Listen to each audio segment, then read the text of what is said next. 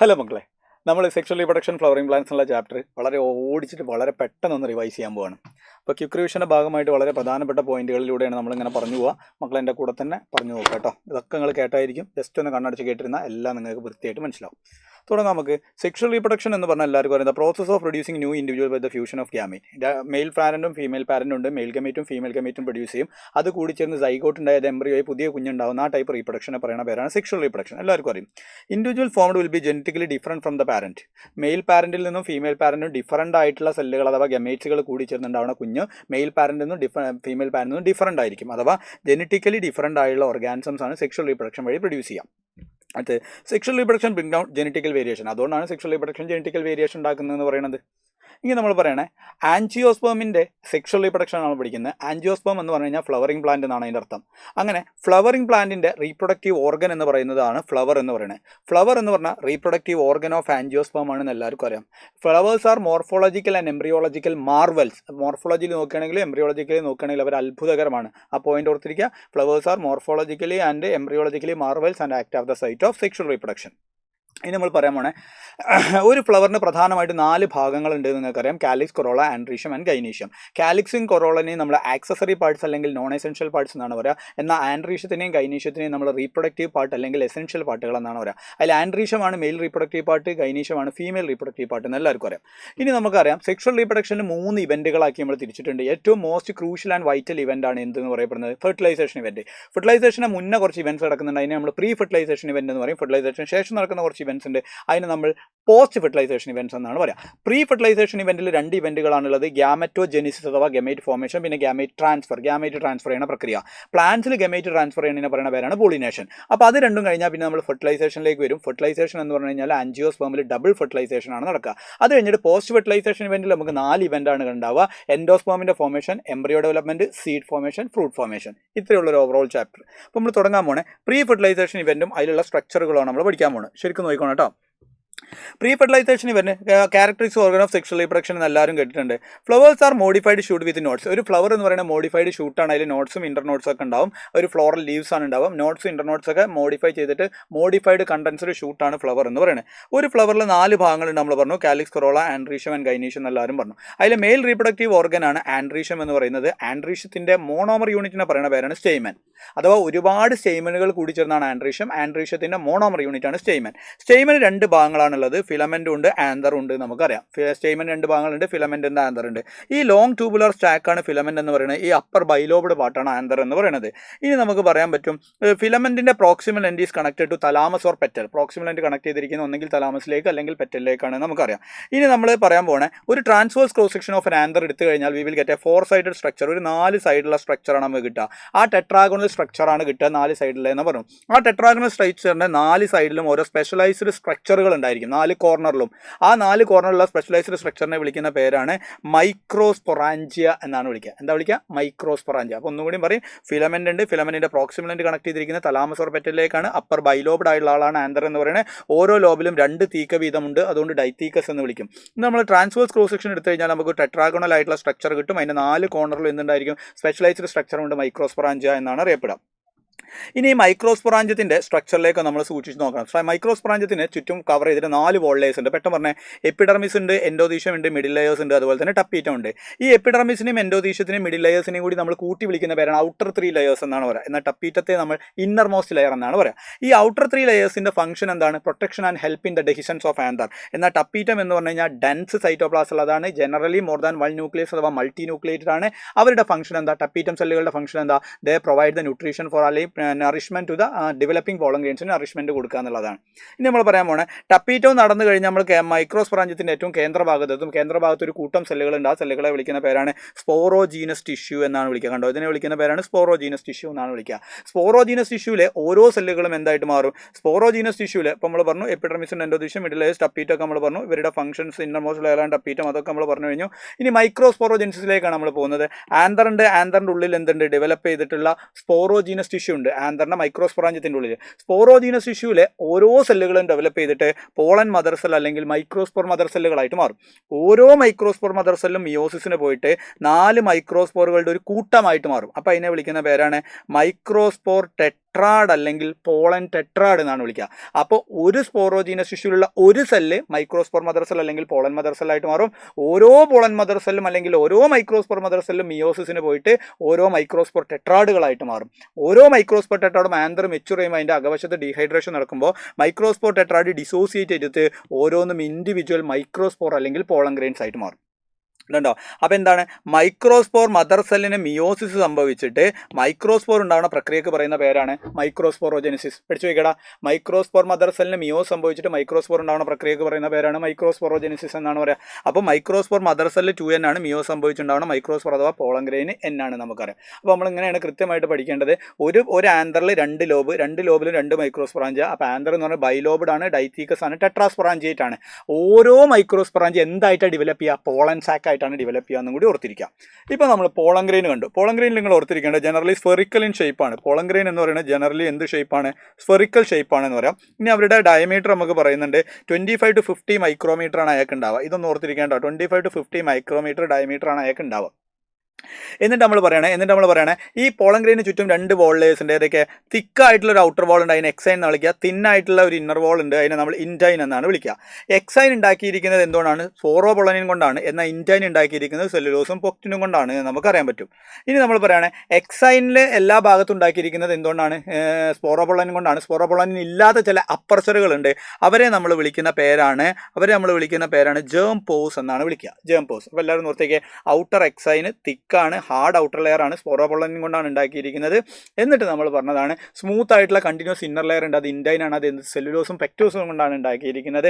എന്നാൽ എക്സൈനിലെ ചില ഭാഗങ്ങൾ കണ്ടിന്യൂസ് അല്ല, ചില അപ്പർച്ചറുകൾ ഉണ്ട്, അവിടെ സ്പോറോപൊളനിൻ ഉണ്ടാവില്ല, അതിനെ പറയുന്ന പേരാണ് ജേം പോസ് എന്നാണ് വിളിക്കുക. ഇനി എന്താണ് സ്പോറോപൊളനിൻ? മോസ്റ്റ് റെസിസ്റ്റൻ്റ് ആയിട്ടുള്ള ഓർഗാനിക് മെറ്റീരിയൽ ആണ്. ഇന്ന് വരെ അറിയപ്പെട്ടതിൽ മോസ്റ്റ് റെസിസ്റ്റൻ്റ് ഓർഗാനിക് മെറ്റീരിയൽ ആണ് സ്പോറോപൊളനിൻ എന്ന് പറയുന്നത്. അതിന് ഹൈ ടെമ്പറേച്ചറിന് സ്ട്രോങ് ആസിഡ്സിനെ ആൽക്കലിനൊക്കെ റെസിസ്റ്റ് ചെയ്യാൻ പറ്റും, ഒരു എൻസൈമിനെ ഡീഗ്രേഡ് ചെയ്യാൻ പറ്റില്ല. അതുകൊണ്ട് തന്നെ pollen grains are well preserved as fossils എന്ന് പറയും. അപ്പോൾ നിങ്ങളോട് ചോദിക്കും pollen grains are well preserved as fossil due to the presence of sporopollenin. Because അതിന് സ്ട്രോങ് ആസിഡ്സിനെയും സ്ട്രോങ് ആൽക്കലിനെയും ഒരു എൻസൈമിനെ ഡീഗ്രേഡ് ചെയ്യാൻ പറ്റില്ല, എല്ലാ ടെമ്പറേച്ചറിനും എല്ലാത്തിനും ടോളറേറ്റ് ചെയ്യാൻ പറ്റും. അതുകൊണ്ട് പോളൻ ഗ്രെയിൻ എയിലെ പോയാലും പോളൻ ഗ്രെയിൻ്റെ ഉള്ളിലേക്ക് പ്രശ്നം ഉണ്ടാവില്ല. കിട്ടിയല്ലോ? എങ്കിൽ ഒരു പോളൻ ഗ്രെയിൻ അതിൻ്റെ മെച്യൂരിറ്റിയുടെ സമയത്ത് എന്താ ചെയ്യാന്ന് ചോദിച്ചാൽ ഡിവൈഡ് ചെയ്ത് 2 സെല്ലുകളായിട്ട് മാറും. ഒരു വലിയ സെല്ലുണ്ടാവും, ഒരു ചെറിയ സെല്ലുണ്ടാവും. അപ്പോൾ പോളൻ ഗ്രെയിൻ ആദ്യം മൈറ്റോസിന് പോയിട്ട് 2 സെല്ലുകളാവും. ആ വലിയ സെല്ലിനെ പറയുന്ന പേരാണ് വെജിറ്റേറ്റീവ് സെൽ, ചെറിയ സെല്ലിനെ പറയുന്ന പേരാണ് ജനറേറ്റീവ് സെൽ.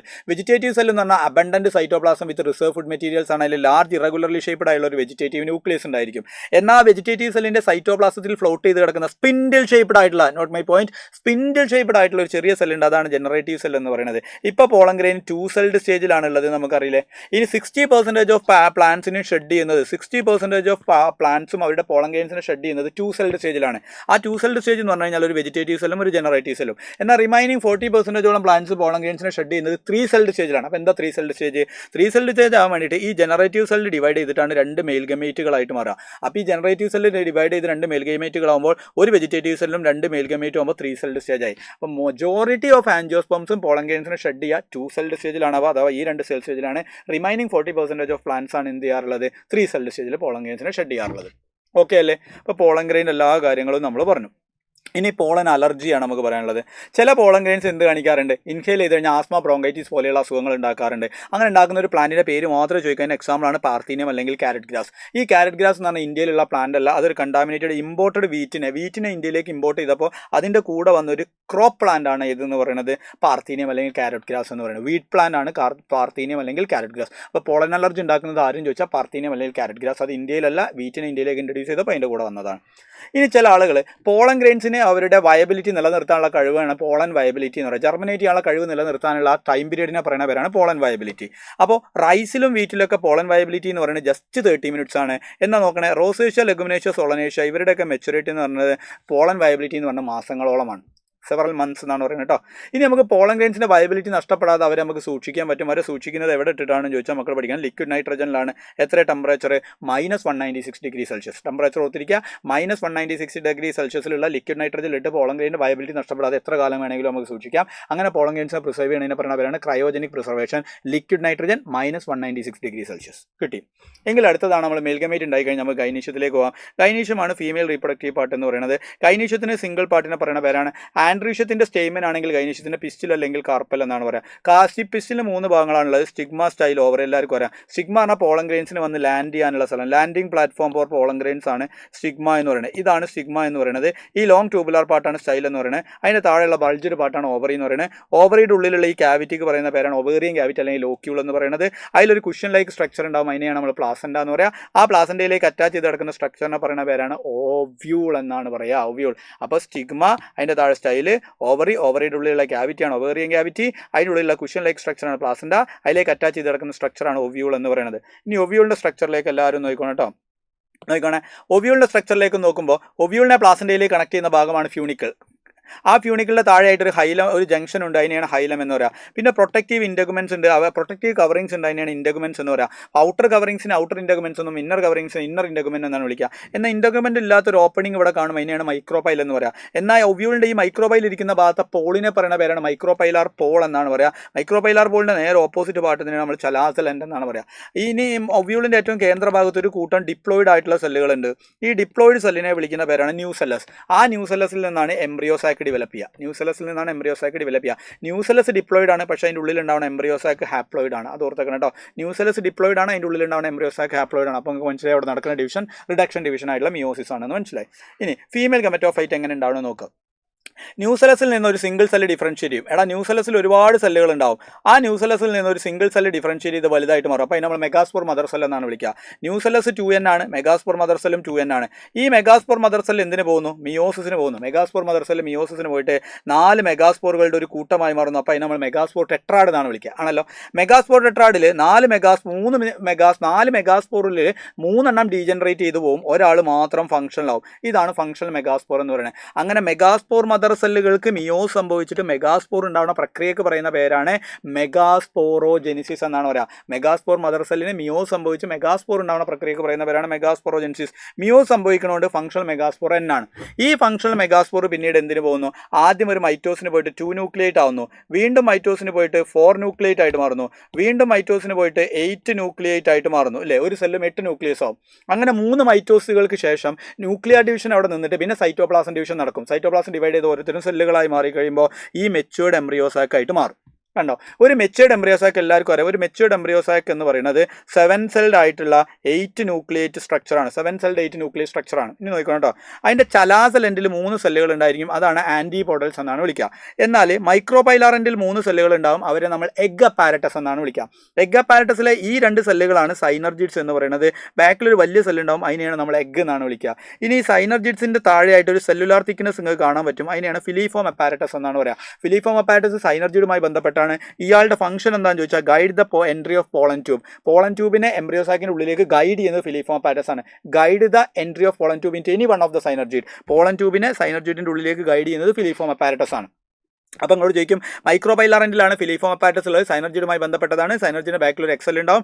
ഈ 3 സെല്ലുകളെയും കൂട്ടി വിളിക്കുന്ന പേരാണ് എഗ് അപ്പാരറ്റസ് എന്ന് വിളിക്കുക. എന്നാൽ ഈ ഫീമെയിൽ ഗമറ്റോഫൈറ്റ് ആയുള്ള ഈ എംബ്രിയോസാക്കിന്റെ ഉള്ളിൽ ഏറ്റവും വലിയ സെല്ലാണ് സെൻട്രൽ സെൽ എന്ന് പറയുന്നത്. ഇതാണ് സെൻട്രൽ സെൽ. സെൻട്രൽ സെല്ലിൽ 2 ന്യൂക്ലിയസ് ഉണ്ടാവും, അതിന് നമ്മൾ പോളാർ ന്യൂക്ലിയ എന്ന് പറയുന്നത്. അപ്പോൾ ഇതൊരു 7 സെൽഡ് 8 ന്യൂക്ലിയസ് സ്ട്രക്ചറാണ്. ഇനി നോക്കണേ, ഒരു മെഗാസ്പോർ ഒരുപാട് മൈറ്റോസിനും ചേഞ്ചസിനൊക്കെ പോയിട്ട് ഒരു മെച്യൂർഡ് എംബ്രിയോസാക്കായി മാറുന്ന മെത്തേഡ് ഓഫ് ഡെവലപ്മെന്റിനെ പറയുന്ന പേരാണ് മോണോസ്പോറിക് ഡെവലപ്മെന്റ് എന്നാണ് വിളിക്കുക. മോണോസ്പോറിക് ഡെവലപ്മെന്റ് എന്നാണ് വിളിക്കുക. ക്ലിയർ ആയല്ലോ? അപ്പോൾ അവിടെ നിന്നെല്ലാം കിട്ടി. ഇനി മെഗാസ്പോറോജെൻസിസ് കഴിഞ്ഞാൽ നമുക്ക് ഇനി പോളിനേഷനിലേക്കാണ് പോകാനുള്ളത്. പോളിനേഷൻ എന്ന് പറഞ്ഞു കഴിഞ്ഞാൽ എല്ലാവർക്കും അറിയാം. പോളിനേഷൻ എന്ന് പറഞ്ഞാൽ transfer of pollen grain from anther to sigma. ആന്തറിൽ നിന്ന് സിഗ്മയിലേക്ക് പോളൻ ഗ്രെയിൻസ് ട്രാൻസ്ഫർ ചെയ്യുക. പോളിനേഷൻ പ്രധാനമായിട്ട് 3 തരത്തിലാണ്: ഓട്ടോഗമി, ജീട്ടണോഗമി, സീനോഗമി. എല്ലാവർക്കും അറിയാം.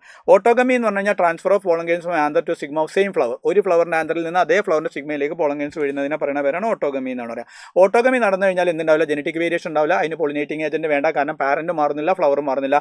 ഓട്ടോഗമി കാണിക്കുക ബൈസെക്ഷൽ ഫ്ലവേഴ്സാണ്.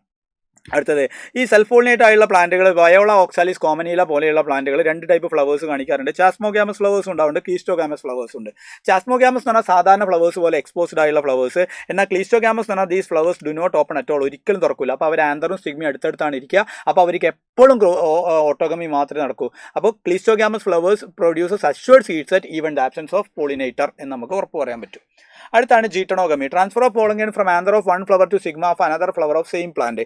ഇത് ഇതാണ് ഒരു പ്ലാന്റ്, ഒരു ഭാഗത്ത് മെയിൽ ഫ്ലവർ ഉണ്ടാവും, ഒരു ഭാഗത്ത് ഫീമെയിൽ ഫ്ലവർ ഉണ്ടാവും. അപ്പോൾ ഒരു പ്ലാന്റിൻ്റെ മെയിൽ ഫ്ലവറിൽ നിന്ന് അതേ പ്ലാന്റിൻ്റെ ഫീമെയിൽ ഫ്ലവറിലേക്ക് പ്ലാന്റ് മാറുന്നില്ല, ഫ്ലവർ മാറുന്നുണ്ട്. അങ്ങനത്തെ പറയുന്ന പേരാണ് ജീറ്റണോഗമി. ഇത് ഫങ്ഷണലി ക്രോസ് പോളിനേഷൻ ആണ്, ഫ്ലവർ മാറുന്നുണ്ട്, പക്ഷേ ജെനറ്റിക്കലി സിമിലർ ടു ഓട്ടോഗമിയാണ്, കാരണം പാരന്റ് മാറുന്നില്ല. അപ്പോൾ ഇവിടെ ജെനറ്റിക്കൽ വേരിയേഷൻ ഉണ്ടാവില്ല, പക്ഷേ പോളിനേറ്റിംഗ് ഏജന്റ് വേണം, ഫ്ലവർ മാറുന്നുണ്ട്. ക്ലിയർ അല്ലേ? ഇനി നമ്മൾ പറയാൻ പോണേ ജീറ്റണോഗമി സാധാരണ നടക്കാനുള്ള മൊണീഷ്യസ് ആയിട്ടുള്ള പ്ലാന്റുകളിലാണ്. മൊണീഷ്യസ് പ്ലാന്റ് എന്ന് പറഞ്ഞാൽ എന്താ, ഒരു പ്ലാന്റിൽ തന്നെ ഒരു ഭാഗത്ത് മെയിൽ ഓർഗനും മറ്റേ ഭാഗത്ത് ഫീമെയിൽ ഓർഗനും. പൈനസിന്റെ കേസ് നമുക്ക് അറിയാം. അത്തരം ആളുകളാണ് മൊണീഷ്യസ് ആയിട്ടുള്ള പ്ലാന്റ്സിലാണ് സാധാരണ ജീറ്റണോഗമി നടക്കുക. അപ്പോൾ മൊണീഷ്യസ് കണ്ടീഷൻ ഓട്ടോഗമി പ്രിവെന്റ് ചെയ്യും, പക്ഷേ ജീറ്റണോഗമി പ്രിവെന്റ് ചെയ്യില്ല. കിട്ടിയെന്ന് വിചാരിക്കുന്നു. അടുത്ത് നമ്മൾ പറഞ്ഞാണ് ഏതെന്ന് ചോദിച്ചു കഴിഞ്ഞാൽ ക്രോസ് പോളിനേഷൻ. ക്രോസ് പോളിനേഷനെ പറയുന്ന വേറെ പേരാണ് allogamy. Transfer of pollen grain from anther of one flower to stigma of another flower of another plant. ഒരു പ്ലാന്റിന്റെ ഫ്ലവറിന്റെ ആന്തറിൽ നിന്ന് വേറൊരു പ്ലാന്റിന്റെ ഫ്ലവറിലുള്ള സ്റ്റിഗ്മയിലേക്ക് പോളൻ ഗ്രെയിൻസ് ട്രാൻസ്ഫർ ചെയ്യുന്നതിനെ പറയുന്നവരാണ് ക്രോസ് പോളിനേഷൻ. ക്രോസ് പോളിനേഷൻ നടക്കുമ്പോൾ എന്തുണ്ടാവും, ജെനറ്റിക് റീകോമ്പിനേഷൻ വരും. കാരണം ഫ്ലവറും മാറുന്നു, പാരന്റും മാറുന്നു, അപ്പോൾ ജെനറ്റിക് റീകോമ്പിനേഷൻ വരും. അവിടെ പോളിനേറ്റിംഗ് ഏജന്റ് നിർബന്ധമാണ്. കഴിഞ്ഞു. ഇനി നമ്മൾ പഠിക്കാനുള്ളതാണ് agents of pollination. Agents of pollination രണ്ട് തരത്തിലുള്ളത്. എബയോട്ടിക് ഏജൻസ് ഉണ്ട്, അതേപോലെ തന്നെ ബയോട്ടിക് ഏജൻസ് ഉണ്ട്. എബയോട്ടിക് ഏജൻസ് വളരെ കുറഞ്ഞ ആളുകൾ ഉപയോഗിക്കുന്നത്, മെജോറിറ്റി പ്ലാന്റ്സ് ഉപയോഗിക്കുന്നത് ബയോട്ടിക് ഏജൻസിനെയാണ് പോളിനേറ്റിംഗ് ഏജൻസ് ആയിട്ട്. എബയോട്ടിക് ഏജന്റിൽ രണ്ടാൾക്കാരുള്ളത്, വിൻഡും വാട്ടറും. ഇതിൽ തന്നെ മോസ്റ്റ് കോമൺ ആയിട്ട് ഉപയോഗിക്കുന്നത് വിൻഡാണ്. വാട്ടർ കുറച്ച് ആളുകൾ ഉപയോഗിക്കുന്നുള്ളൂ. വാട്ടർ എത്ര ജനറയിലുള്ളൂ, 30 ജനറയിൽ മാത്രമേ വാട്ടർ പോളിനേറ്റിംഗ് ഏജന്റ് ആയിട്ട് ഉപയോഗിക്കുന്നുള്ളൂ. മെജോറിറ്റി പ്ലാന്റുകളും ബയോട്ടിക് ഏജൻസിനെയാണ് പോളിനേറ്റിംഗ് ഏജന്റ് ആയിട്ട് ഉപയോഗിക്കുന്നത്. ഇനി നമുക്ക് പറയാം വിൻഡ് പോളിനേറ്റിംഗ് ആയിട്ടുള്ള ആളുകളുടെ പ്രത്യേകത, പോളൻ ഗ്രെയിൻസ് ലൈറ്റ് വെയിറ്റ് ആയിരിക്കും, നോൺ സ്റ്റിക്കി ആയിരിക്കും. ഓർത്തിരിക്കേണ്ട പോയിന്റാണ്, പോളൻ ഗ്രെയിൻസ് ലൈറ്റ് വെയിറ്റ് ആയിരിക്കും, നോൺ സ്റ്റിക്കി ആയിരിക്കും. അതോടൊപ്പം തന്നെ അവർക്ക് എക്സ്പോസ്ഡ് ആയിട്ടുള്ള ആന്തറും സിഗ്മെന്റ് ആയിരിക്കും. അവരുടെ ഒരു ഓവറിയുടെ ഉള്ളിൽ സിംഗിൾ ഒവ്യൂൾ മാത്രമാണ് ഉണ്ടായിരിക്കുക. ചെറിയ ഫ്ലവേഴ്സ് ആണെങ്കിൽ അവരുടെ ഇൻഫ്ലോറസൻസ് ആയിട്ട് പാക്ക് ചെയ്തിട്ടുണ്ടാവും. ഇനി അവിടെ പറയാനുള്ളത് എന്താണെന്ന് വെച്ചാൽ, ഇത്തരം ഫ്ലവേഴ്സ് നെക്ടറോ അല്ലെങ്കിൽ കളർഫുൾ ആവില്ല, നെക്ടർ പ്രൊഡ്യൂസ് ചെയ്യില്ല, ഫ്രാഗ്രൻസ് ഒന്നും ഉണ്ടാവില്ല. ഇനി വാട്ടർ ഗ്രാസസ് ആണ് മെയിനായിട്ട് കാണിക്കാറുള്ളത്. വാട്ടർ പോളിനേഷൻ നമ്മൾ ഹൈഡ്രോഫിലി എന്ന് പറയാം. വാട്ടർ പോളിനേഷൻ എക്സാമ്പിൾ ആണ് നിങ്ങൾ ഓർത്തിരിക്കേണ്ടത്, വലിസ്നേറിയ, ഹൈഡ്രില്ല, സോസ്റ്റിറ. അതിൽ വലിസ്നേറിയയും ഹൈഡ്രില്ലയും ഫ്രഷ് വാട്ടർ ആണ്. സോസ്റ്റിറ എന്ന് പറഞ്ഞു കഴിഞ്ഞാൽ മെറൈൻ വാട്ടർ ആണ്. ഇനി നമുക്ക് അതിൽ പറയാനുള്ളത്, വാട്ടർ പോളിനേഷൻ വളരെ കുറവാണ്, അത് 30 ജനറയിലുള്ളൂ. എല്ലാ അക്വാറ്റിക് പ്ലാന്റ്സും വാട്ടർ പോളിനേഷൻ കാണിക്കില്ല. സബ്മേർജ്ഡ് ആയിട്ടുള്ള പ്ലാന്റുകൾ മാത്രമേ വാട്ടർ പോളിനേഷൻ കാണിക്കുകയുള്ളൂ. വെള്ളത്തിന്റെ മുകളിലേക്ക് എമർജ് ചെയ്ത് കഴിഞ്ഞാൽ അവരൊന്നെങ്കിൽ വിൻഡ് പോളിനേഷൻ അല്ലെങ്കിൽ ഇൻസെക്ട് പോളിനേഷൻ ആണ് കാണിക്കുക. അതിന് എക്സാമ്പിളാണ് വാട്ടർ ലില്ലിയും വാട്ടർ ലെറ്റ്യൂസൊക്കെ. വാട്ടർ ലില്ലി ഇവരൊക്കെ എന്താ ചെയ്യുക, വാട്ടർ ഹയാസിന്തും വാട്ടർ ലില്ലിയൊക്കെ അവർ അക്വാറ്റിക് പ്ലാന്റുകളാണ്, പക്ഷേ വെള്ളത്തിന്റെ മുകളിലേക്ക് പൊങ്ങിയിരിക്കുന്നതുകൊണ്ട് അവർ ഇൻസെക്ട് ഓർ വിൻഡ് പോളിനേഷൻ ആണ് കാണിക്കുക. വാട്ടർ ലില്ലിയും വാട്ടർ ഹയാസിന്തും വാട്ടർ ലില്ലിയൊക്കെ അക്വാറ്റിക് പ്ലാന്റുകളാണെങ്കിലും അവർ വിൻഡ് ഓർ ഇൻസെക്ട് പോളിനേഷൻ ആണ് കാണിക്കുക എന്ന് ഓർത്തിരിക്കാം. ഇനി അവരുടെ പോളൻ ഗ്രെയിൻ്റെ പ്രത്യേകത എന്താണെന്ന് ചോദിച്ചാൽ, പോളൻ ഗ്രെയിൻസ് റിബൺ ലൈക്ക് ആയിരിക്കും. രണ്ടാമത്തെ അവരുടെ pollen grains are covered with a mucilaginous covering to prevent from wetting. Clear അല്ലേ?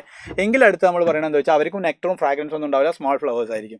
ബയോട്ടിക് ഏജന്റ് ആണെന്ന് പറഞ്ഞാൽ അവിടെ പോളൻ ഗ്രെയിൻസ് ലൈറ്റ് വെയിറ്റ് ആയിരിക്കും, അവരുടെ പോളൻ ഗ്രെയിൻസ് സ്മോൾ ആയിരിക്കും, സ്റ്റിക്കി ആയിരിക്കും. അവർക്ക് നെക്ടർ ഉണ്ടാവും, ഫ്രാഗ്രൻസ് ഉണ്ടാവും, large and colourful attractive flowers ആയിരിക്കും. ഇതാണ് ബയോട്ടിക് ഏജൻസിന്റെ പോളിനേറ്റിംഗ് ഫ്ലവേഴ്സിന്റെ പ്രത്യേകത. ബയോട്ടിക് ഏജന്റ് പല ആളുകളുണ്ടെങ്കിലും കോമൺ പോളിനേറ്റിംഗ് ഏജന്റ് എന്ന് പറയുന്നത് ബീസ് ആണ്. ബി ആണ് കോമൺ പോളിനേറ്റിംഗ് ഏജന്റ് എന്ന് പറയുന്നത്. കിട്ടിയല്ലോ? എങ്കിൽ നമ്മൾ പറയാൻ പോകണേ പോളിനേഷനും അതിൻ്റെ ടൈപ്പും ഏജൻസും കഴിഞ്ഞാൽ ഔട്ട് ബ്രീഡിംഗ് ഡിവൈസസിലേക്കാണ് നമ്മൾ പോകുന്നത്.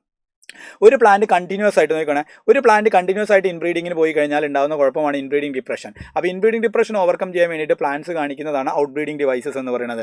ഔട്ട് ബ്രീഡിംഗ് ഡിവൈസസിൽ ഒന്നാമതാണ് anther and stigma mature different ടൈമിൽ ആന്തറും സ്റ്റിഗ്മയും മെച്ചുർ ആവുക. ആന്തർ ആൻഡ് സ്റ്റിഗ്മ പ്ലേസിൽ ഡിഫറെൻറ്റ് പൊസിഷൻസിൽ വെക്കുക. അതുപോലെ തന്നെ യൂണിസെക്ഷൽ ഫ്ലവേഴ്സ് പ്രൊഡ്യൂസ് ചെയ്യുക. സെൽഫ് ഇൻകോമ്പാറ്റബിലിറ്റി കാണിക്കുക. ഇവിടുന്ന് ചോദിക്കാവുന്ന ചോദ്യം, ഔട്ട് ബ്രീഡിംഗ് ഡിവൈസ് അല്ലാത്തത് ഏത് അല്ലെങ്കിൽ ആണുള്ളത് ഏത് എന്നാണ്. അപ്പോൾ പഠിച്ചോളൂ, anther and stigma mature different ടൈമിൽ ആന്തർ ആൻഡ് സ്റ്റിഗ്മ ഡിഫറെൻറ്റ് പൊസിഷൻസിൽ നിൽക്കുക. യൂണിസെക്ഷൽ ഫ്ലവേഴ്സ് പ്രൊഡ്യൂസ് ചെയ്യുക. Self incompatibility. അടുത്തതാണ് ആർട്ടിഫിഷ്യൽ ഹൈബ്രിഡൈസേഷൻ. അതായത് ക്രോപ്പ് ഇംപ്രൂവ്മെൻറ്റിന് വേണ്ടിയുള്ള ഒരു മെത്തേഡാണ് ആർട്ടിഫിഷ്യൽ ഹൈബ്രിഡൈസേഷൻ എന്ന് പറയുന്നത്. ആർട്ടിഫിഷ്യൽ ഹൈബ്രിഡൈസേഷൻ എന്ന് പറഞ്ഞു കഴിഞ്ഞാൽ വിളകളെ ഇംപ്രൂവ് ചെയ്യിപ്പിക്കുക. അതിൽ ഒരുപാട് സ്റ്റെപ്പുകളുണ്ട്. ഇത്രയും സ്റ്റെപ്പുകൾ ബുക്കിലില്ലെങ്കിലും ഈ 3 സ്റ്റെപ്പുകൾ നിങ്ങൾ പ്രധാനമായിട്ടും പഠിച്ചിട്ടുണ്ടാവും. അപ്പോൾ ആർട്ടിഫിഷ്യൽ ഹൈബ്രിഡൈസേഷൻ്റെ ഫസ്റ്റ് സ്റ്റെപ്പാണ് സെലക്ഷൻ ഓഫ് പാരൻസ്. നമുക്ക് വേണ്ട പാരൻറ്റിനെ ആദ്യം സെലക്ട് ചെയ്യണം. ഏത് ഫ്ലവറിലാണോ നിങ്ങൾ ആർട്ടിഫിഷ്യൽ ഹൈബ്രിഡൈസേഷൻ ചെയ്യണം, ആ ഫ്ലവറുകളെ നിങ്ങൾ സെലക്ട് ചെയ്യുക. അപ്പോൾ പാരൻസിനെ സെലക്ട് ചെയ്തു. എന്നിട്ട് അതൊരു ബൈസെക്ഷൽ ഫ്ലവർ ആണെങ്കിൽ അതിനെ ഇമാസ്കുലേഷൻ ചെയ്യണം. ഇമാസ്കുലേഷൻ എന്ന് പറഞ്ഞാൽ removal of anther from A bisexual flower. അപ്പോൾ യൂണിസെക്ഷൽ ഫ്ലവറിലാണ് നിങ്ങൾ ആർട്ടിഫിഷ്യൽ ഹൈബ്രിഡൈസേഷൻ ചെയ്യണമെങ്കിൽ ഇമാസ്കുലേഷൻ ചെയ്യേണ്ട ആവശ്യമില്ല. അപ്പോൾ യൂണിസെക്ഷൽ ഫ്ലവർ ആണെങ്കിൽ ഇമാസ്കുലേഷൻ വേണ്ട, ബൈസെക്ഷൽ ഫ്ലവർ ആണെങ്കിൽ ആന്തറിനെ റിമൂവ് ചെയ്താൽ മതി. സോ റിമൂവൽ ഓഫ് ആന്തറിനെ പറയുന്ന പേരാണ് ഇമാസ്കുലേഷൻ. അത് കഴിഞ്ഞാൽ അതിന് സ്യൂട്ടബിൾ കവറുള്ള കവറുകൊണ്ട് നമ്മൾ കവർ ചെയ്യും. അതിനാണ് നമ്മൾ ബാഗിങ് എന്ന് പറയുക. ബട്ടർ പേപ്പറാണ് ഉപയോഗിക്കുക, കവറിങ്ങിന് ഉപയോഗിക്കുക. അപ്പോൾ പാരൻസിനെ സെലക്ട് ചെയ്തു, ഇമാസ്കുലേഷൻ ചെയ്തു, സ്യൂട്ടബിൾ ബാഗ് കൊണ്ട് കവർ ചെയ്തു. എന്നിട്ട് നമ്മൾ എന്ത് ചെയ്തു, ആ സ്റ്റിഗ്മക്ക് റിസപ്ഷൻ കപ്പാസിറ്റി കഴിഞ്ഞാൽ പോളൻ ഗ്രെയിൻസ് നമ്മൾ അവിടെ കൊണ്ടിടും. അതാണ് ക്രോസിംഗ് അല്ലെങ്കിൽ പോളിനേഷൻ എന്നാണ് പറയുക. പോളിനേഷൻ നടന്നു കഴിഞ്ഞാൽ വേറെ പോളൻ ഗ്രെയിൻസ് വരാതിരിക്കാൻ വേണ്ടി ദ ഫ്ലവർ ഈസ് അഗെയിൻ ബാഗ്ഡ്. ബാഗ്ഡ്, അതിനെ പറയുന്ന പേരാണ് റീബാഗിങ്. റീബാഗിങ് കഴിഞ്ഞാൽ ഫെർട്ടിലൈസേഷൻ നടന്നിട്ട് പിന്നെ അവിടെ സീഡ് ഉണ്ടാവും, സീഡ് നമ്മൾ ഹാർവെസ്റ്റ് ചെയ്തെടുക്കും. അപ്പോൾ എല്ലാവരും സ്റ്റെപ്സ് ഒന്ന് ഓർത്തിരിക്കണം. പാരൻസിനെ സെലക്ട് ചെയ്യുക, ഇമാസ്കുലേഷൻ ചെയ്യുക, ബാഗിങ് ചെയ്യുക, പോളിനേഷൻ അല്ലെങ്കിൽ ക്രോസിങ് ചെയ്യുക, പിന്നെ റീബാഗിങ് ചെയ്യുക, ഹാർവെസ്റ്റിംഗ് ദ സീഡ്. ക്ലിയർ അല്ലേ? അത് കഴിഞ്ഞാൽ നമുക്ക് പറയാനുള്ളതാണ് ഡബിൾ ഫെർട്ടിലൈസേഷൻ. നോക്കടാ, ഇപ്പോൾ നമ്മൾ പോളൻ ഗ്രെയിൻസിന് അങ്ങോട്ടും ഇങ്ങോട്ടും കൊടുത്തു വിട്ടു. ഇനി ഡബിൾ ഫെർട്ടിലൈസേഷൻ. ഡബിൾ ഫെർട്ടിലൈസേഷനിൽ 2 ഫ്യൂഷനാണുള്ളത്. പെട്ടെന്ന് പറഞ്ഞാൽ ഏതൊക്കെയാണ് 2 fusions? ഒന്നാമത്തതാണ് syngamy, രണ്ടാമത്തതാണ് triple fusion. 2 fusions ആണുള്ളത്. സിംഗമി ഉണ്ട്, അതുപോലെ തന്നെ ട്രിപ്പിൾ ഫ്യൂഷനും ഉണ്ട്. സിംഗമി എന്ന് പറഞ്ഞു കഴിഞ്ഞാൽ എല്ലാവർക്കും അറിയാം, ഒരു മെയിൽ ഗ്യാമേറ്റ് ഫീമെയിൽ ഗ്യാമേറ്റുമായി കൂടിച്ചേർന്ന് സൈഗോട്ട് ഉണ്ടാവുന്ന പ്രക്രിയക്ക് പറയുന്ന പേരാണ് സിംഗമി. അതിൽ മെയിൽ ഗ്യാമേറ്റ് ഹാപ്ലോയിഡ് ആണ്, ഫീമെയിൽ ഗ്യാമേറ്റ് ഹാപ്ലോയിഡ് ആണ്, അതുകൊണ്ട് സൈഗോട്ട് ഡിപ്ലോയിഡ് ആണ്. So one of the male gamete fuses with female gamete egg to form zygote. This is known as syngamy. സിംഗമിയുടെ ഫലമായിട്ടാണ് സൈഗോട്ട് ഉണ്ടാവുക. ആ സൈഗോട്ടാണ് പിന്നീട് എംബ്രിയോ ആയിട്ട് മാറുക എന്ന് എല്ലാവർക്കും മനസ്സിലായി. രണ്ടാമതാണ് അതർ മെയിൽ ഗാമേറ്റ് പോളാർ ന്യൂക്ലിയയുമായി കൂടി ചേർന്നിട്ട് പ്രൈമറി എൻഡോസ്പം ന്യൂക്ലിയസ് ഉണ്ടാവുന്ന പ്രക്രിയക്ക് പറയുന്ന പേരാണ് ട്രിപ്പിൾ ഫ്യൂഷൻ. അപ്പോൾ നമുക്ക് എങ്ങനെ എഴുതാം? സെക്കൻഡ് മെയിൽ ഗാമേറ്റ് ആരുമായിട്ട് കൂടിച്ചേരും? പോളാർ ന്യൂക്ലിയുള്ള 2 ന്യൂക്ലിയസുകളുമായി കൂടിച്ചേർന്ന് പ്രൈമറി എൻഡോസ്പം ന്യൂക്ലിയസ് ഉണ്ടാവും. Mail gamete N, female gamete N, 2N, അങ്ങനെ അപ്പോൾ പ്രൈമറി എൻഡോസ്പം ന്യൂക്ലിയസ് 3N. അങ്ങനെ ട്രിപ്ലോയിഡ് ആയുള്ള പ്രൈമറി എൻഡോസ്പം ന്യൂക്ലിയസ് ഉണ്ടാവുന്നതിനാണ് ട്രിപ്പിൾ ഫ്യൂഷൻ എന്ന് പറയുക. അങ്ങനെ സിംഗമിയും ട്രിപ്പിൾ ഫ്യൂഷനും എംബ്രിയോ സാക്കിൻ്റെ ഉള്ളിൽ ഒരുമിച്ച് നടക്കുന്നതുകൊണ്ട് അതിനെ നമ്മൾ ഡബിൾ ഫെർട്ടിലൈസേഷൻ എന്നാണ് പറയുക. എങ്കിൽ ഇനി നമ്മൾ പോസ്റ്റ് ഫെർട്ടിലൈസേഷൻ ഇവൻസിലേക്കാണ് പോകുന്നത്. Endosperm development precedes embryo development. Endosperm development embryo ഡെവലപ്മെന്റിനെ പ്രിസീഡ് ചെയ്യും അല്ലേ? ആദ്യം നടക്കുക എൻഡോസ്പോം ഡെവലപ്മെന്റ് ആണ്. അത് തിന്നാനുള്ള ന്യൂട്രിറ്റീവ് ടിഷ്യൂ ആണ്. അതുണ്ടെങ്കിൽ മാത്രമേ പിന്നെ എംബ്രിയോ ഡെവലപ്മെന്റ് നടക്കുള്ളൂ. എൻഡോസ്പോം ഡെവലപ്മെന്റ് 2 രീതിയിൽ നടക്കും. ഫ്രീ ന്യൂക്ലിയർ ആയിട്ടും നടക്കും, സെല്ലുലാർ ആയിട്ടും നടക്കും. മോസ്റ്റ് കോമൺ എന്ന് പറയുന്നത് ഫ്രീ ന്യൂക്ലിയർ ആണ്. അതിന് ആ ഫ്രീ ന്യൂക്ലിയറുകൾ പിന്നീട് സെല്ലുലാർ ആയിട്ട് മാറും. അപ്പോൾ നമ്മൾ പറഞ്ഞു common endosperm development free nuclear ആണ്. നമ്മൾ എക്സാമ്പിൾ പറയുന്നത് ടെൻഡർ കോക്കനട്ട് വാട്ടറിൽ എടുക്കുകയാണെന്നുണ്ടെങ്കിൽ ആ വാട്ടറി റീജിയൻ എന്ന് പറയുന്നത് ഫ്രീ ന്യൂക്ലിയർ റീജിയൻ ആണ്. ആ വൈറ്റ് കേണൽ, ആ വെളുത്ത കാമ്പുള്ള ഭാഗം എന്ന് പറയുന്നത് സെല്ലുലാർ എൻഡോസ്പോം ആണെന്ന് എല്ലാവർക്കും അറിയാം. അതാണ് ഇവിടെ പറയുന്നത്, ഫ്രീ ന്യൂക്ലിയറും സെല്ലുലാറും. അടുത്തത്, ഇനി എൻഡോസ്പോമിനെ ചില സീഡുകൾ കംപ്ലീറ്റ് ആയിട്ട് എംബ്രിയോ ഡെവലപ്മെന്റിന് വേണ്ടി ഉപയോഗിക്കുന്നവരുണ്ട്, ഉപയോഗിക്കാത്തവരുണ്ട്. എൻഡോസ്പോമിനെ കംപ്ലീറ്റ് ആയിട്ട് ഉപയോഗിച്ച് കഴിഞ്ഞാൽ അതിൽ ആ സീഡിൽ എൻഡോസ്പോം ഉണ്ടാവില്ല. അതിനെ നമ്മൾ നോൺ എൻഡോസ്പോം ഓഫ് സീഡ്സ് എന്നാണ് വിളിക്കുക. ചില സീഡുകൾ എംബ്രിയോ ഡെവലപ്മെന്റിന് വേണ്ടിയിട്ട് എൻഡോസ്പോമിനെ കംപ്ലീറ്റ് ആയിട്ട് ഉപയോഗിക്കില്ല. അപ്പോൾ ആ ഒവ്യൂൾ സീഡായി മാറുമ്പോൾ കുറച്ച് എൻഡോസ്പോം അതിൽ ബാക്കി ഉണ്ടാവും. എൻഡോസ്പോം ഉള്ളിലുള്ള സീഡുകളെ പറയുന്ന പേരാണ് എൻഡോസ്പോമസ് സീഡ് എന്നാണ് പറയുക. അപ്പോൾ എൻഡോസ്പോം സീഡിലുള്ള സീഡുകളാണെങ്കിൽ എൻഡോസ്പോം സീഡ്, എൻഡോസ്പോം സീഡിൽ ബാക്കിയില്ലാതെ കംപ്ലീറ്റ് ആയിട്ട് എംബ്രിയോ ഡെവലപ്മെന്റിന് വേണ്ടി ഉപയോഗിച്ചവരാണെങ്കിൽ നോൺ എൻഡോസ്പോം സീഡുകൾ. നോക്കണം കേട്ടോ. സാധാരണ നോൺ എൻഡോസ്പോം സീഡുകൾ എന്ന് പറയുന്നത് ഡൈക്കോട്ടുകളാണ്. ഡൈക്കോട്ടുകളൊക്കെ നോൺ എൻഡോസ്പോമസ് ആണ്. പീ, ഗ്രൗണ്ട്നട്ട്, ബീൻസ് ഇവരൊക്കെ നോൺ എൻഡോസ്പോമസ് ആണ്. എന്നാൽ എൻഡോസ്പോമസ് ആയിട്ടുള്ള സാധാരണ എന്താണ്? മോണോക്കോട്ടുകളാണ്. സാധാരണ എൻഡോസ്പോമുകളായിട്ടുള്ള ആൾ മോണോക്കോട്ടുകളാണ്. ഡൈക്കോട്ടുകൾക്ക് 2 എൻഡോസ്പോം ഡൈക്കോട്ടുകൾക്ക് എൻഡോസ്പോം ഉണ്ടാവില്ല. നിങ്ങൾ ശരിക്കും ആലോചിക്കണം കേട്ടോ. അതിങ്ങനെ ഓർത്താൽ മതി. ഡൈക്കോട്ടുകൾക്ക് 2 കോട്ടിലിഡൻ ഉണ്ട്. 2 കോട്ടിലിഡൻ നിറച്ച് റിസർവ് ഫുഡാണ്. അപ്പോൾ ജർമിനേഷന് വേണ്ട ഫുഡ് അതിലുണ്ട്. മോണോക്കോട്ടിൽ 1 കോട്ടിലിഡനേ ഉള്ളൂ. അപ്പോൾ അതിൻ്റെ ജർമിനേഷന് കുറച്ച് ഫുഡേ ഉള്ളൂ. അപ്പോൾ കുറച്ചൊരു എൻഡോസ്പോം അവർ ബാക്കി വെക്കും ആലോചിച്ചാൽ മതി. അപ്പോൾ നമുക്ക് മനസ്സിലായി, മോണോക്കോട്ടുകൾ എൻഡോസ്പോമസ് ആണ്, ഡൈക്കോട്ടുകൾ നോൺ എൻഡോസ്പോമസ് ആണ്. ഇനി കാസ്റ്റർ എക്സെപ്ഷണൽ ആണ്. കാസ്റ്റർ ഡൈക്കോട്ട് ആണെങ്കിലും അത് എൻഡോസ്പോമസ് ആണ്. Castor, coconut. ക്ലിയർ അല്ലേ? അപ്പോൾ അത് കിട്ടി. ഇനി അടുത്തത് എംബ്രിയോ ഡെവലപ്മെൻറ്റിൻ്റെ സ്റ്റേജസ് ആണ്. സൈഗോട്ടാണ് ചേഞ്ച് ചെയ്തിട്ട് എംബ്രിയോ ആയിട്ട് മാറുക. അതിനെ നമ്മൾ എംബ്രിയോജനിസിസ് എന്ന് പറയാം. സൈഗോട്ട് ആദ്യം 2 സെല്ലുലർ സ്ട്രക്ചർ ആവും. അതിനെ വിളിക്കുന്ന പേരാണ് പ്രോ എംബ്രിയോ. പിന്നീട് എംബ്രിയോ ഒരു ഗ്ലോബിൻ്റെ ഷേപ്പ് ആവും. അതിനാണ് ഗ്ലോബുലാർ എംബ്രിയോ പറയുക. ഈ ഭാഗത്തെ നമ്മൾ സസ്പെൻസർ എന്നാണ് വിളിക്കുക. പിന്നീട് അതൊരു ഹാർട്ടിൻ്റെ ഷേപ്പായിട്ട് മാറും. അതിനെ നമ്മൾ ഹാർട്ട് ഷേപ്പ്ഡ് എംബ്രിയോ എന്ന് വിളിക്കും. പിന്നെ അതൊരു മെച്യൂർഡ് എംബ്രിയോ ആയിട്ട് മാറും. ആ ഓർഡറാണ് എല്ലാവരും ഓർത്തിരിക്കേണ്ടത്. Zygote, pro embryo, globular embryo, heart shaped embryo, matured embryo. ഇനി ഇവിടെ ഒരു സസ്പെൻസർ ഉണ്ട്. ഈ കിടക്കുന്ന സാധനത്തിന് നമ്മൾ വിളിക്കുന്ന പേരാണ് സസ്പെൻസർ എന്നാണ് പറയുക. Suspensor pushes the embryo into the endosperm. ആ എൻഡോസ്പോമിൻ്റെ ഉള്ളിലേക്ക് എംബ്രിയോനെ അങ്ങനെ തള്ളിക്കൊണ്ടിരിക്കും. എന്തിനാ? കംപ്ലീറ്റ് എൻഡോസ്പോം ആ എംബ്രിയോക്ക് ആവശ്യമായത് ഇങ്ങനെ അബ്സോർബ് ചെയ്യാൻ വേണ്ടിയിട്ട്. അപ്പോൾ പിന്നെ 2 തരം എൻഡോസ്പോം എംബ്രിയോകളാണുള്ളത്. ഡൈക്കോട്ട് എംബ്രിയോ ഉണ്ട്, മോണോക്കോട്ട് എംബ്രിയോ ഉണ്ട്. ഡൈക്കോട്ട് എംബ്രിയോക്ക് 2 കോട്ടിലിഡൻ ഉണ്ടായിരിക്കും അല്ലേ? ആ കോട്ടിലിഡൻ്റെ താഴെയായിട്ട് ഒരു എംബ്രിയോണൽ ആക്സിസ് ഉണ്ടാവും. എംബ്രിയോണൽ ആക്സിസിൻ്റെ താഴ്ഭാഗമാണ് റാഡിക്കൽ, മുകൾ ഭാഗമാണ് പ്ലെമ്യൂൾ എന്ന് എല്ലാവർക്കും അറിയാം. ഇനി എംബ്രിയോണൽ ആക്സിസിൻ്റെ മുകളിൽ ഇരിക്കുന്ന ഈ ഭാഗത്തെ വിളിക്കുന്ന പേരാണ് എപ്പികോട്ടൈൽ എന്നാണ് വിളിക്കുക. താഴെയുള്ള ഈ ഭാഗത്തെ ഹൈപ്പോകോട്ടൈൽ എന്നാണ് വിളിക്കുക. ക്ലിയറായി. ഇനി മോണോക്കോട്ട് എംബ്രിയോ നോക്കുകയാണെങ്കിൽ മക്കൾ ഓർത്തിരിക്കണം, മോണോക്കോട്ട് എംബ്രിയോയിൽ ലാർജ് ഷീൽഡ് ഷേപ്പ്ഡ് കോട്ടിലിഡൻ ഉണ്ടായിരിക്കും. അതിൻ്റെ പേരാണ് സ്ക്യൂട്ടല്ലം എന്നാണ് പറയുക. ഇനി അതിൽ അൺഡെവലപ്ഡ് ആയിട്ടുള്ള ഒരു കോട്ടിലിഡൻ ഇവിടെ കിടക്കുന്നുണ്ടാവും. പ്രീ ഡെവലപ്ഡ് ആയിട്ട് അല്ലെങ്കിൽ മെച്യൂർ ആവാത്തൊരു കോട്ടിലിഡൻ ഉണ്ട്. അതിനെയാണ് എപ്പിപ്ലാസ്റ്റ് എന്നാണ് വിളിക്കുക. ഷൂട്ടപെക്സിനെ കവർ ചെയ്തൊരു ഹോളോ ഫോളിയർ ഷീത്ത് ഉണ്ട്. അതാണ് കോളിയോപ്റ്റൈൽ എന്ന് പറയുക. എന്നാൽ റാഡിക്കലിനെ കവർ ചെയ്തിട്ട് ഒരു ഹോളോ ഫോളിയർ ഷീത്ത് ഉണ്ട്. അതിനെ നമ്മൾ കോളിയോറൈസ എന്നാണ് പറയുക. Radical, കോളിയോറൈസ, ഷൂട്ടപെക്സ്, coleoptile. മാറിപ്പോയത് കേട്ടോ. എങ്കിലടുത്തത് seed is the final product of sexual reproduction. സീഡിനെ കുറിച്ചാണ് പറയുന്നത്. സീഡാണ് സെക്ഷൽ റീപ്രൊഡക്ഷൻ്റെ ഫൈനൽ പ്രോഡക്റ്റ് എന്ന് പറയുന്നത്.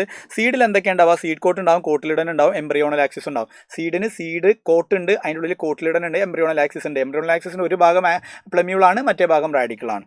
ഇനി ബ്ലാക്ക് പെപ്പറിലൊക്കെ ബ്ലാക്ക് പെപ്പറിലും ബീറ്റിലും ന്യൂസിലസ് ഒരു റെസിഡ്യൂവൽ ബോഡി ആയിട്ടുണ്ടാവും, അതിനാണ് പെരിസ്പേം എന്ന് പറയാം. ബ്ലാക്ക് പെപ്പറിലും ബീറ്റിലും ന്യൂസിലസ് ഒരു റെസിഡ്യൂവൽ ബോഡി ആയിട്ട് അവിടെ അവശേഷിക്കും, അതിനാണ് പെരിസ്പേം എന്ന് പറയാം. അപ്പോൾ പെരിസ്പേം എന്ന് പറയുന്നത് റമനൻ്റ് ആയിട്ടുള്ള ന്യൂസിലസ് ആണ്, അത് ബ്ലാക്ക് പെപ്പറിലും ബീറ്റിലുമാണ് കാണും. ഇനി ആൽബുമിനസീഡും നോൺ ആൽബുമിനസീഡും നമ്മൾ പറഞ്ഞു. പിന്നെ എക്സാമ്പിൾസ് ഓഫ് സീഡോർമെൻസിയാണ് നമുക്ക് പറയാനുള്ളത്. സീഡോർമെൻസി എന്ന് പറഞ്ഞാൽ സീഡ് ഇനാക്റ്റീവായി കിടക്കുന്ന സമയം. ലൂപ്പിനസ് ആർട്ടിക്കസ്, ഇതെല്ലാവരും ഓർത്തിരിക്കണേ, ലൂപ്പിനസ് ആർട്ടിക്കസ് ആർട്ടിക് തുന്ദ്രയിൽ നിന്ന് എടുത്താണ് old viable seed 10,000 years dormant ആയി കിടന്നിട്ട് പിന്നീട് അത് എന്ത് ചെയ്തു, ആ ഡോർമെൻസി ബ്രേക്ക് ചെയ്ത് ജെർമിനേറ്റ് ചെയ്ത് വന്നു. എന്നാൽ റീസെൻറ്റ് റെക്കോർഡാണ് ചോദിക്കണേ. ആൻഷ്യൻ റെക്കോർഡാണ് ലൂപ്പിനസ് ആർട്ടിക്കസ് 10,000 ഇയേഴ്സ്.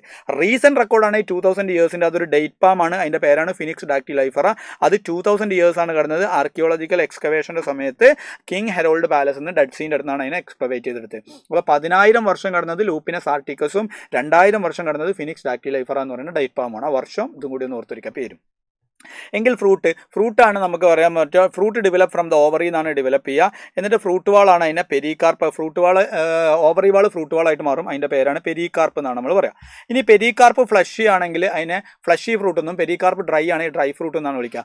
ഓവറി മാത്രം ഫ്രൂട്ടായി മാറുകയാണെങ്കിൽ അതിനെ നമ്മൾ ട്രൂ ഫ്രൂട്ട് എന്നാണ് വിളിക്കുക. എന്നാൽ ഓവറിയുടെ കൂടെ തലാമസും കൂടി ഫ്രൂട്ട് ഫോർമേഷനിൽ പങ്കെടുക്കുകയാണെങ്കിൽ അതിനെ ഫാൾസ് ഫ്രൂട്ട് എന്നാണ് വിളിക്കുക.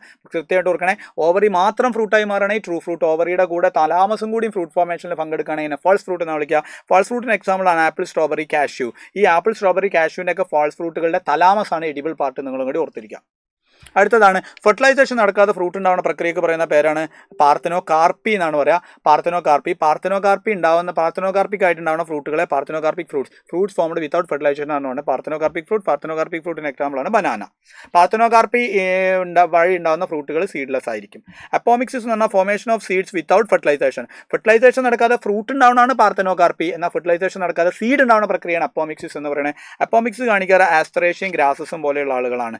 ഇനി നമ്മൾ പറയാൻ പോണ അപ്പോമിക്സിസ് ഒരു സെക്ഷൽ റീപ്രൊഡക്ഷൻ ആണ്, കാരണം ഫെർട്ടിലൈസേഷൻ നടക്കുന്നില്ല, പക്ഷേ അവിടെ എംബ്രിയോ ഉണ്ടാവുന്നതുകൊണ്ട് അത് സെക്ഷൽ റീപ്രൊഡക്ഷനെ മിമിക് ചെയ്യുന്നു എന്ന് നമുക്ക് വേണമെങ്കിൽ പറയാം. So formation of seeds without fertilisation ആണ് അപ്പോമിക്സിസ്, ആസ്ട്രേഷ്യൻ, ഗ്രാസസ്. അപ്പോമിക്സിസ് ഒരു സെക്ഷൽ റീപ്രൊഡക്ഷൻ ആണ്, പക്ഷേ സെക്ഷൽ റീപ്രൊഡക്ഷൻ അത് മിമിക് ചെയ്യുന്നു. അത് കാണിക്കാറുള്ള ആസ്ട്രേഷ്യൻ, ഗ്രാസസും പോലെയുള്ള ആളുകളാണ്. Polyembryony, occurrence of more than one embryo in a seed. ഒരു സീഡിൽ നിന്ന് 1, 2, 3 പ്ലാന്റുകൾ ഉണ്ടാവുക. Occurrence of more than one embryo in a seed, അതിനെയാണ് നമ്മൾ പോളി എംബ്രിയോണി എന്ന് പറയുക. പോളി എംബ്രിയോണി കാണിക്കുന്നത് സിട്രസ്, മാംഗോ, അതുപോലെ തന്നെ ഓറഞ്ച് പോലെയുള്ള ആളുകളാണ്.